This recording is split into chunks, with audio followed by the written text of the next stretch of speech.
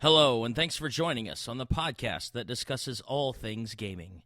Coming to you from the home of Gen Con and the gaming capital of the world, this is The Established Facts.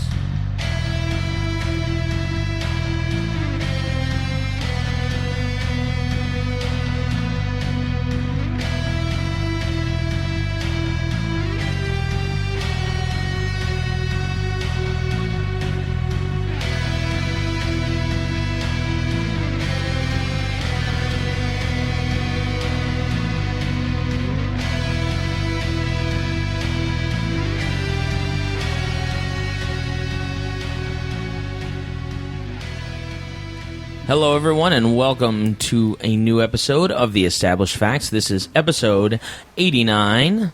I am your host, Big Don, and starting to my left... Josh Prime. I'm Avital. Hey guys, it's Derek. And Lance is here. This is Josh. Dr. Deb is here. And we are so happy to be kind of ushering in 2015. We are just a touch behind, but you know, things happen, life happens. We are Just sorry. a smidge. And Darn it, why'd you have to say something? I could have put the date on it. And it would well, I guess you could have, different. post-dated. That wouldn't have been honest. We need to be honest Look, with we our said listeners. we were family friendly. Did we say we were going to be honest? Oh, Sometimes you lie to family. I was raised to be for charming their better and sincere. interest. Oh, Yeah. great. We can be the Patriots of the podcasting. That But was then stepping on a we'd have line. to cheat. What are we going That to was- deflate our numbers? No. We only have one person that listens to the show. And she's currently sitting at the table. So yes, we have a new factor. Well, kind of. She's been on at least one of our convention coverage recordings. 3? Wow, Okay, she's 3 counting. total. Well, you know, Way to fail, Don. I said at least. I said at least one. I remember being Go back, when- it's recorded, When I you've promise. been on only a few, you know exactly how many. That's you right. did. That's right. When you've been on 89, you really. We haven't. We've been on It's true. 88. I just had that thought because Are we Derek on- did one on his own. Yes, he did. Oh, that's true. Way to go, Derek. Well, and even those, even all 88 of those, I haven't been here for.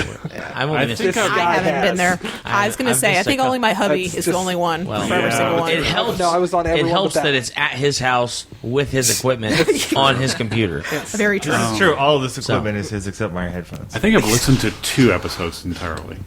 Wow. Good for you. And ironically, The it was first he one and recorded. the first one again. Yes. You know what's sad is I've listened to more Fear the Boot than I have our own podcast. That's all right. They also have 300 plus episodes. Well, there's that. I'm on like episode 31, I think.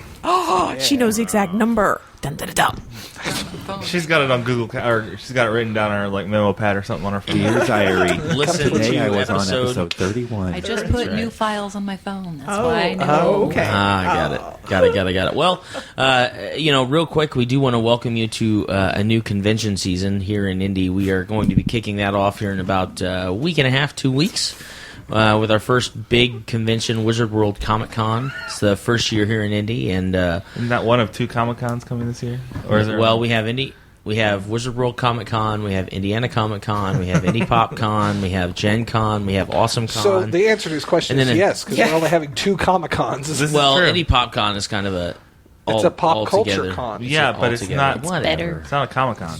I am looking forward to us actually having more conventions, not just like geek conventions, but more conventions so we can justify more hotels.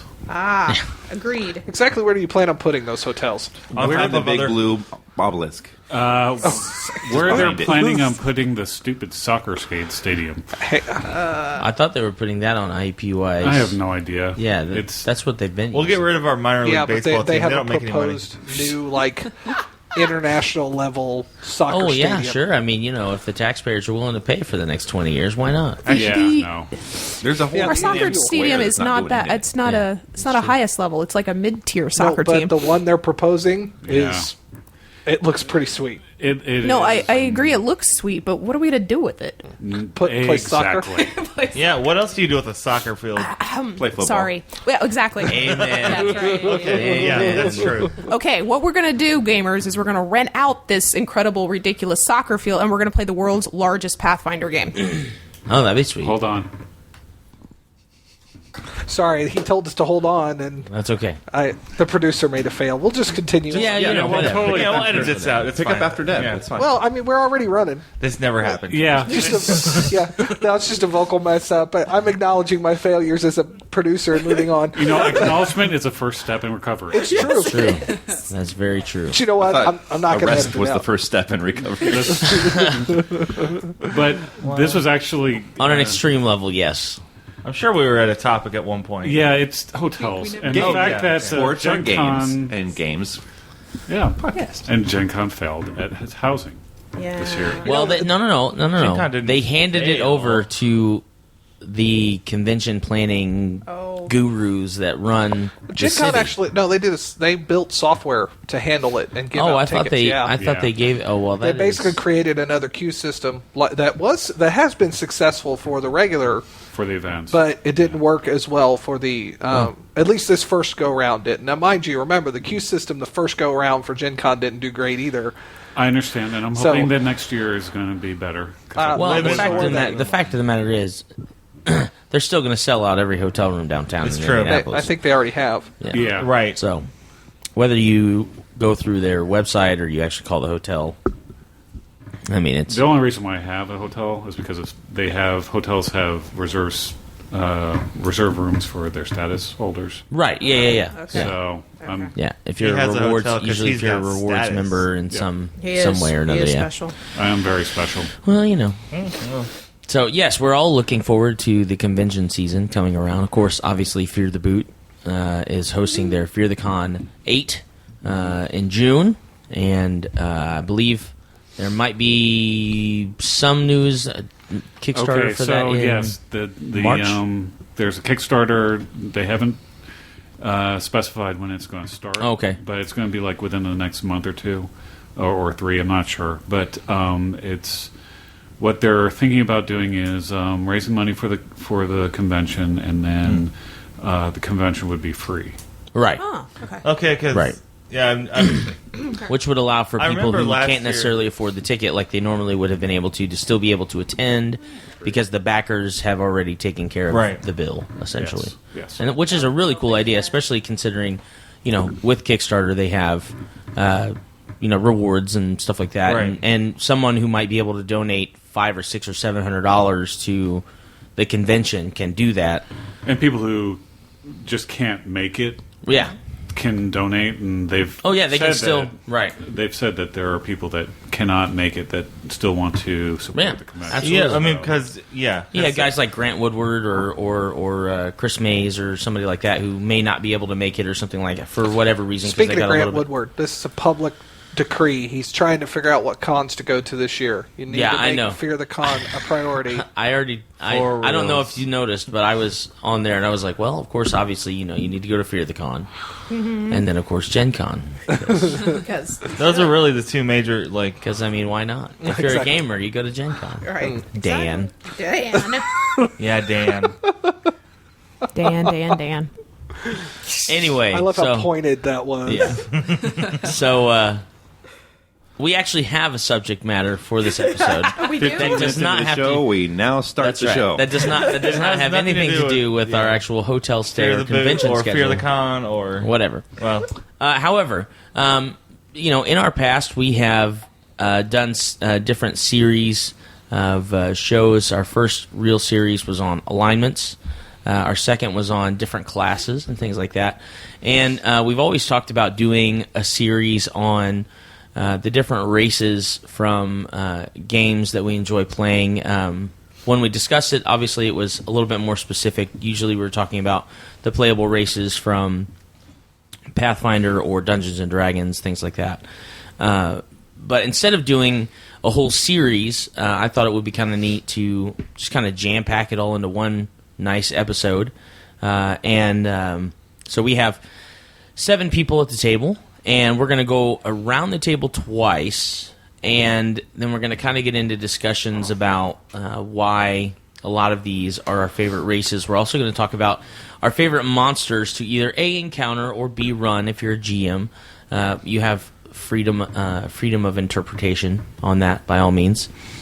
So this is our Bodies in the Beasts episode, if you will, where we're talking about different races and different monsters. Now, is it bodies and the beasts or bodies in the beasts? Well, I guess it don't depends think on what that kind of would beast be- you're talking I don't about. think that would true. be family appropriate. Yeah, well, Bodies of the beasts. oh, Bodies no longer in the Bodies, beast. insert the preposition the beasts? Sure.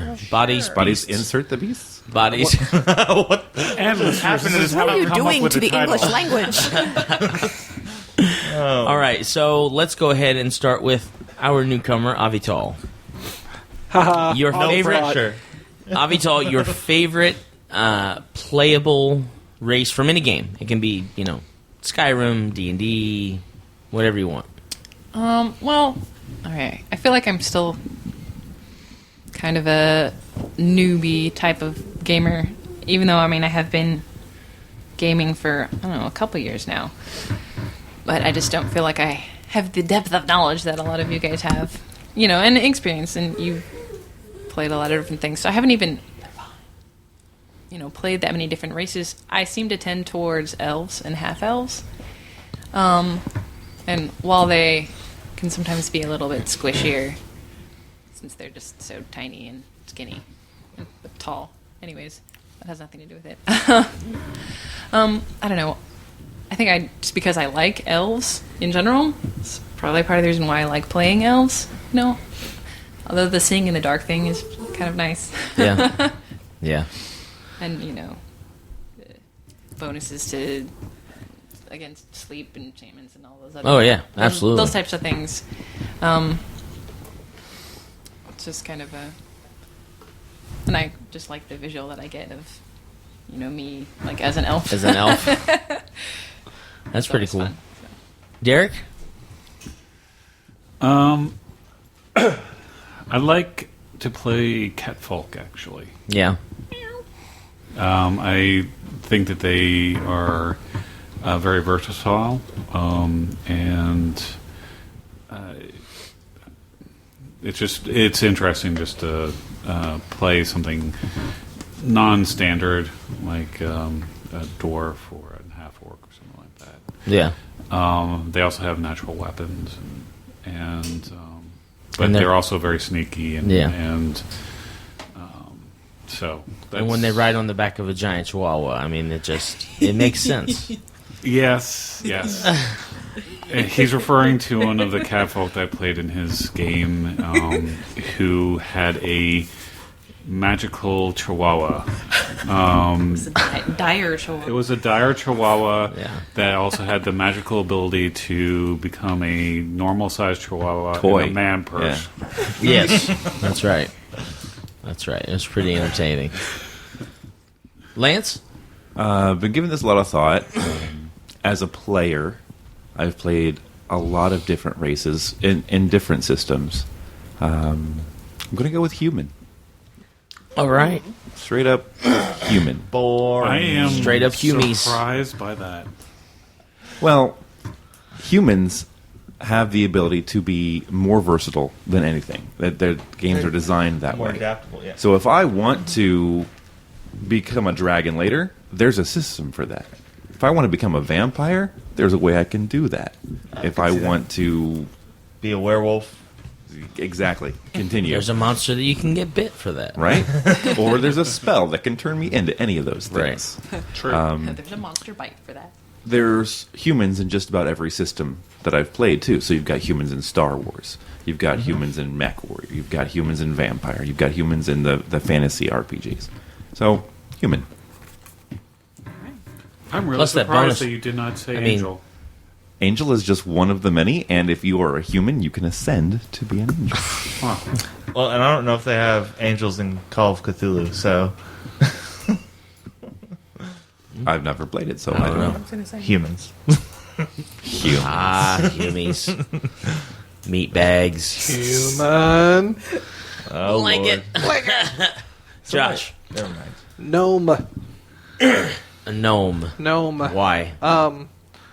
For quite a few years, when I was starting out with D&D, I the played a G is lot of silent. halflings. And I didn't even realize the whole relationship of halflings to hobbits thing yet until Nom nom. even after seeing the Lord of the Rings. I didn't get it. I finally figured it out, thanks to my lovely wife. But I'm a big guy just in general. I'm 6'2", 300 pounds. It's kind of trying to learn to play outside that box and deal with that. Plus, it's always hilarious to listen to imagining a small creature just blowing up everything or coming up and stabbing somebody in the throat. It's pretty hilarious just thinking about that. And in this mythic game that we play, I'm playing a gnome sorcerer he's a small creature with a gargantuan blue dragon as his cohort. And Slash mount. Slash mount. So I had already had a great visual of that in the first place. Just this idea that just spells are going off underneath or on top of this dragon, and of course they're trying to blame the dragon, and he's not doing it at all. And then Dara, of course, I paid Lewis to draw me a couple of pictures of it, so now I get to see it whenever I want. But this premise of so much power in a tiny package just That makes can me giggle. hide behind Cosmic one scale power. of That's right. dragon. Yes, That's right. yes, very much. Lance, did you have something? No, I forgot. Okay, that's all right. That's okay. Deb. Well, this is a little hard because Avital took my thunder a little bit, only because I really, really, really like playing half-elves and elves. Actually, half-elves, and I'm going to be specific because they're similar to humans in that they're very flexible. They're very adaptable. They can play a ton of different classes, and they can do them all pretty well. But they have some of the spiffies of elves, and they have some of the spiffies of humans. They do both. So I really like that. My very first character I ever played was a half-elf, and so to this day, if I'm left to my own devices, I will usually drift back to half-elf. But I have to say, I'm trying to think of some of the other ones that I've played. I have played an Azamarian, and those are pretty cool, too, because of the celestial kind of leaning that they have. If you like to play good characters, you'll understand why having the idea of a celestial bloodline is just really, really cool. If you're more prone to evil characters, you're probably scrunching up your nose and going, oh, please, are you kidding?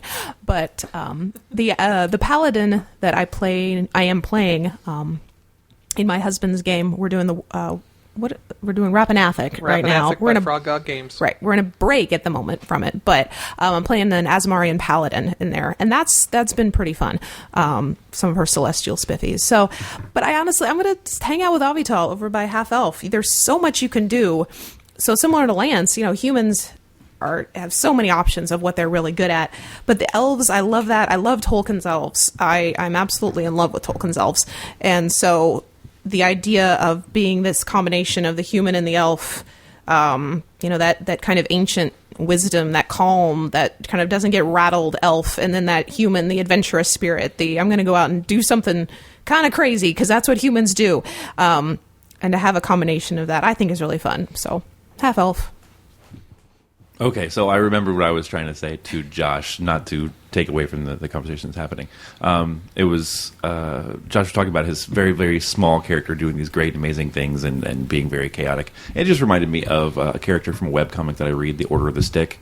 His name is Belker Bitterleaf. He is a halfling, and he is pretty murderous.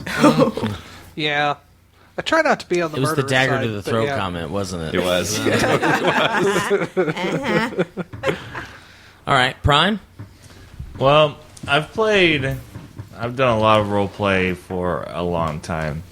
Probably 15-ish years. Something like that. Long enough. Yeah, long enough for me not to even remember anymore.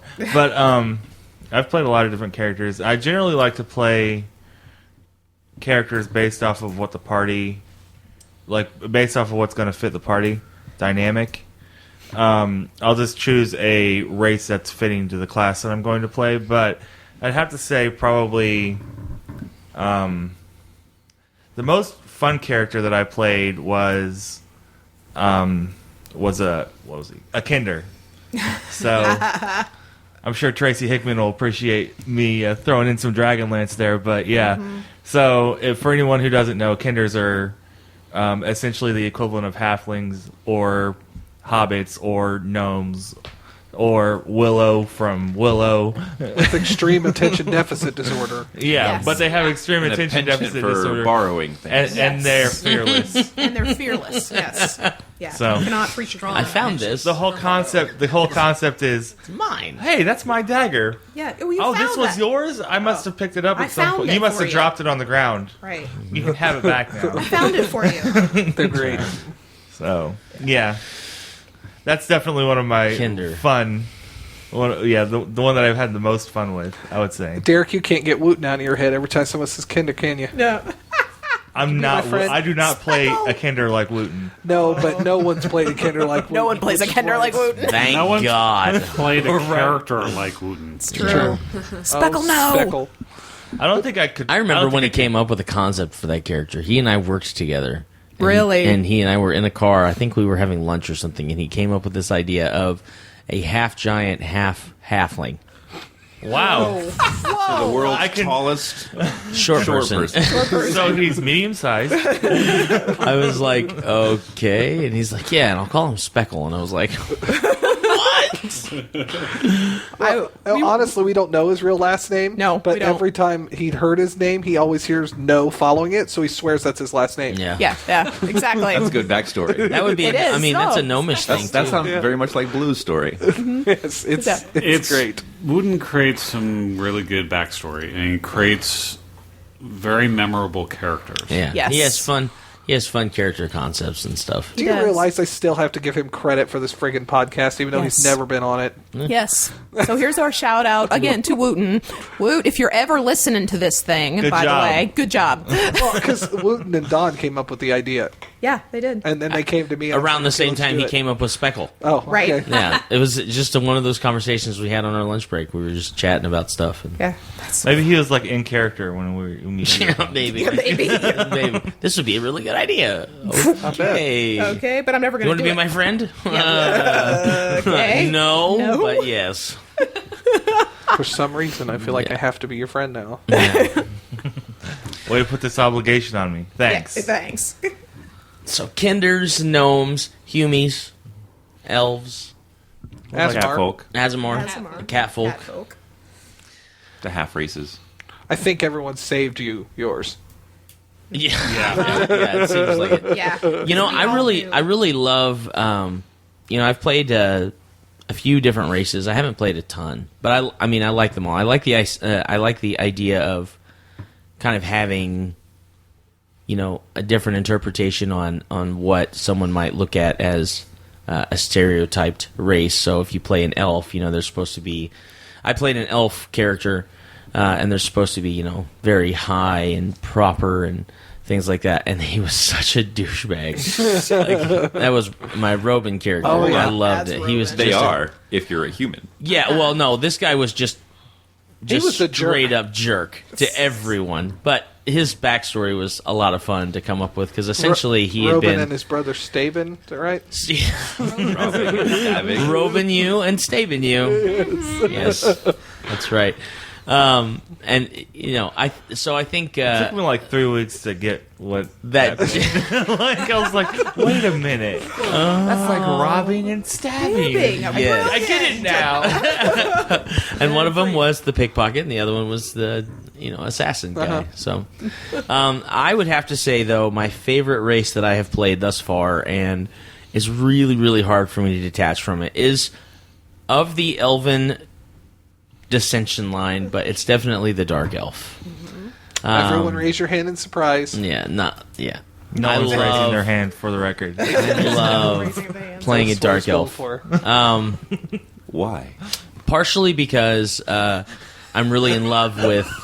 I'm really in love with like a the therapist. Yeah, right. And why is this? Why is that? Sleep Why on do this you? couch. Why do you feel like that? I'm really in love with the character of Drista Erden from Ari Salvatore's series. But I actually fell in love with the race playing a character before I ever even got a chance to be introduced to that series with some good friends of ours.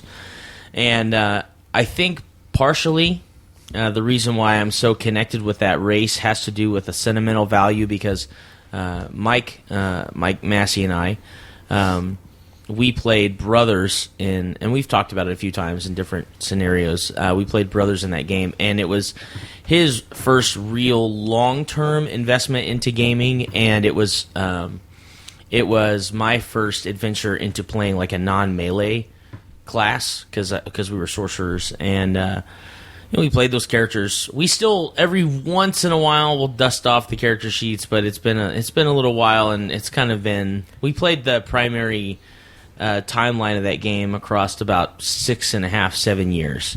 You've also done cameo appearances in Eric's world, which that's makes true. me laugh. That's true. We have, but they do cameos. With and their I've actually played a couple Drow characters with both Josh and Derek, and I just think they're kind of a cool. Like, if you look at the kind of the root of where they came from, they're just kind of a cool race that, especially if you're looking for that redemption storyline, they are a race that fits that mold perfectly. Because, for the most part, the quintessential stereotypical Drow is a backstabbing jerk.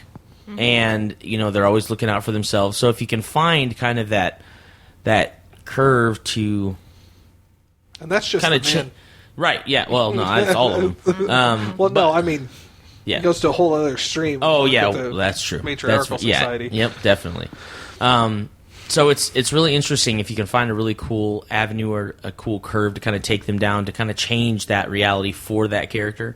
I'm real into tying in, like, backstory or role play into the character that you're playing. So I love playing tons of different races because I really like taking whatever the stereotype is and really kind of changing it to fit the scenario. Playing a very friendly, charismatic bard dwarf, things like that. Yeah. Like what? Stuff you just don't see. So, Lance? So, for those of me especially, but those of us that don't know, mechanically, how are Drow different from above ground elves? If you go with D&D storyline, then it has to deal with... Well, their ability scores are a little bit different. As far as backstory... That's why he said mechanical. Yeah, their ability score pluses are a little bit different. They also have light sensitivity. They do. Mm-hmm. And they have instead of low light vision, they have dark vision. They have light sensitivity, which means if they encounter sunlight or like a bright flash of, a pyrotechnic spell or something like that, it affects them negatively for a certain amount of rounds, like they're staggered and stuff. But they have an innate ability with magic. They get a lot of like spell-like abilities and things like that. They get darkness. Yeah, darkness, they get darkness, fairy fire, prestidigitation. Well, and even some of the weapons that they make, if they are in contact with direct sunlight, they kind of turn into dust.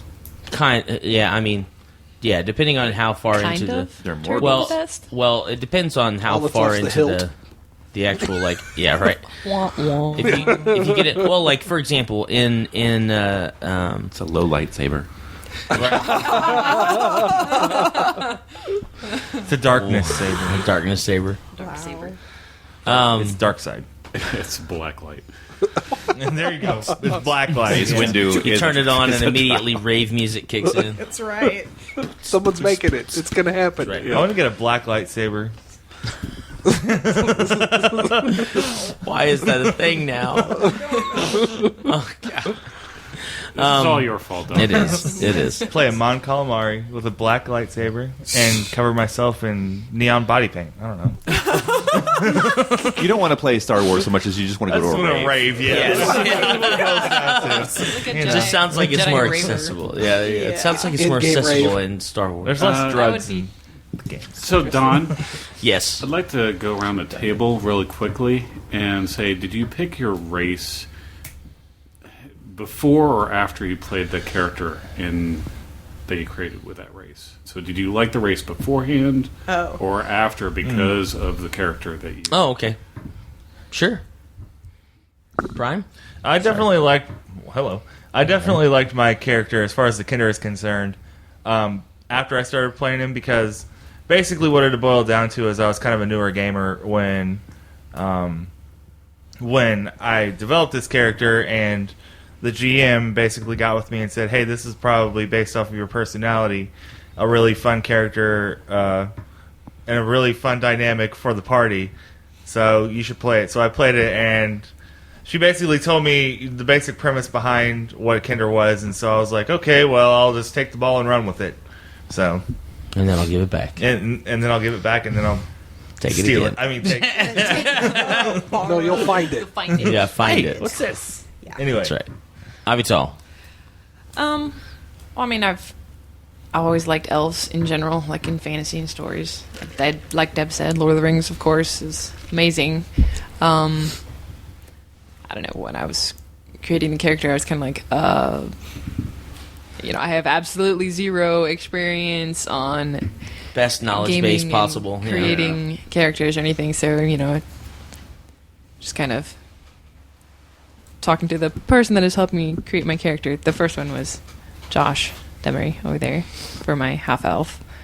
And then from the half-elf stemmed, my next character that is a full elf because it was her sister. And there's lots of fun backstory that was involved there. But I think it probably just, I was like, oh, well, half-elf because, it's kind of both. And I've never played anything before, so I don't know, exactly if I'm... You also have an advantage that a lot of other gamers don't get, and that's you've stayed within pretty much the same world the whole time. Yeah, that's... So it helps you keep the characters tied together, so you're even more connected to Oh, them. I am ridiculously connected to these characters. So much. So much. I mean, it's almost like I've written fan fiction, except since I know the world maker, it's reality. So it's not fan fiction. Aww. The story. the game is real. The world we live in is her fantasy game. Yeah. No. All the feels right there. It's reality for that universe, since I know the creator. And I was like, here, read this. Is this cool? He's like, oh, that's cool. Uh-huh. Thanks, Derek. They're both blushing now. Oh, yes. It's pretty funny. Anyways. Derek, How does that make you feel? How do you feel about that? how do you Hold on, feel let me about turn the that? fan on. I actually liked Catfolk before I played my character, so I wanted to. It was the race came before the character. That's cool.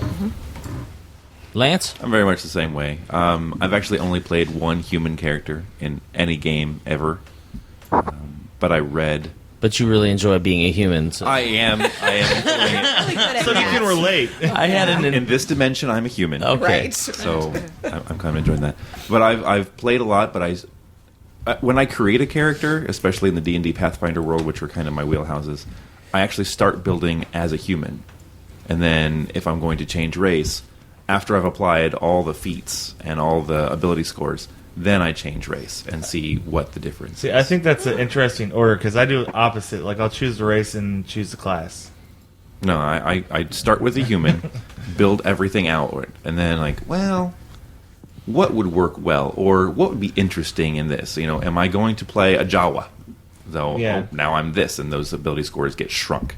Or am I going to play, say, an angel in Derek's game, and those ability scores go through the roof? Yeah. Yes. Yes, they do. Josh? All right.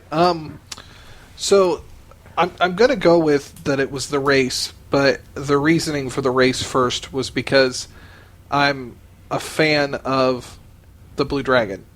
And for that particular character, I wanted to find something find a race that had a particular mentality to that of the Blue Dragon and personality, because the Blue Dragon, depending on which world, the D&D or Pathfinder world, they're always very, like most dragons, they're very egotistical. Brash. Extremely brash. But the blue in particular, it's pretty funny when you look at the D&D blue, who's like this massive, big, hulking whatever, and then you look at the one from Pathfinder, and he's pretty. I'm not taking away because I think the one in Pathfinder is gorgeous as well. But when you mash the two together, it's pretty entertaining to see this brash, I'm going to just beat you up type dragon, who's very happy with the way he looks. So, very so he's charismatic. Sicilian, is what you're saying. Yeah, He is Sicilian, yes. So I wanted something that was charismatic, and I wanted. That's why I went the sorcerer route also. So gnomes are they're inventive. They come up with ideas very quickly. They're brash, and by playing it also as a sorcerer, it allowed me to do the charismatic, so it allowed to work very much off of the dragon, who is charismatic as well. So, Deb? The race came first, and I remember this because I was playing in Don's game, the very, very first D&D game I ever played in, and was coming up with a character, and the only character similar to Avital that I really had a connection with and got excited about was the idea of the elf because of being familiar with Tolkien's world. And so I was like, okay, that's something I can already latch onto, and I understand that. But I wanted the half-elf, not the full elf, and the reason is because I wanted some sort of inner conflict of two natures, but I didn't want it to be something ridiculous like for a giant and what was it Wooten came up with? Giant and gnome? Giant and halfling? That would have been too much for my first time out. So I wanted a little bit of that conflict, but not enough that it would be difficult to play. And if you read Tolkien's work, Beren and Luthien, Aragorn and Arwen, the human elf falling in love, and then their child would have been a half elf, half human. And so I liked that idea of if her character, she was the offspring of those, an elf and a human, how would that have shaped her? Would she be more elfish in certain ways, more human, or is she a true blend of both? I just had a fun job of trying to figure out how to make this amalgam of a half elf, half human. So race came first, and then I picked her to be a cleric after that, but the race was first. So you're more like the half-elf who grew up in elven society or the half-elf who grew up in human society? She grew up... Oh, sorry. I don't think...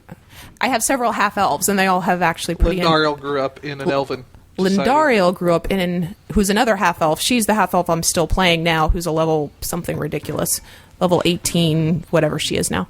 18/4. 18/4, mythic. yeah. Yeah, With 4 mythic. Fourth mythic, yeah. And Kalima, who's the one I played in Don's game, she grew up in a more human. They were different. Okay. She grew up more human society, and so she was a little bit of the oddball because everyone knew that she was going to have a very, very long lifespan. She was kind of had that more calm, ethereal kind of presence, and so that was her twist. Lindariel grew up in a elven society.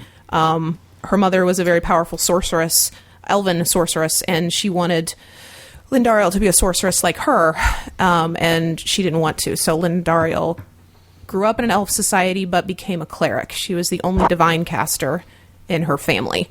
Her dad was a wizard, her mom was a sorceress, and but she bucked the mold, so she was a little more human in that way. She bucked the mold and she became a divine caster. Oh, okay. And that's her path. So, I would have to say for me,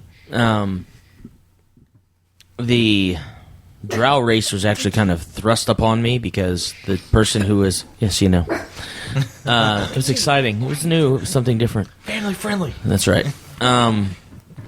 It was actually our GM at the time who... She was in love with the race, and she was like, it would be really cool if you guys played this because the character that we that was already in the game that we became associated with, one of his favorite enemies was drow, and she thought it would be kind of a cool, timeline, storyline thing for us to be drow, but be completely different than what he had expected. And then later on, obviously... I don't think she realized what she was getting into she didn't. When she first suggested that to you guys, which is awesome.